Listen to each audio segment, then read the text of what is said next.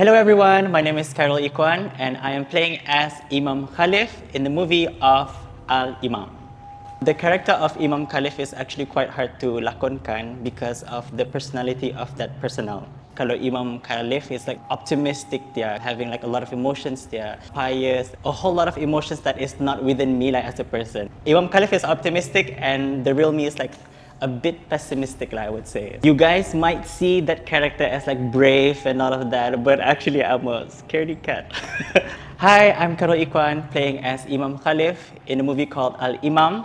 This movie will be premiering on 1st May 2024. It will be on One Cineplex and Aman Hills. So back kemudian.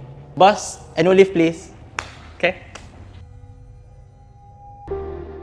Kalau aku setuju menolong kita mesti tahu satu perkara saja. Perubatan cuma nenek bukanlah kemahiranku.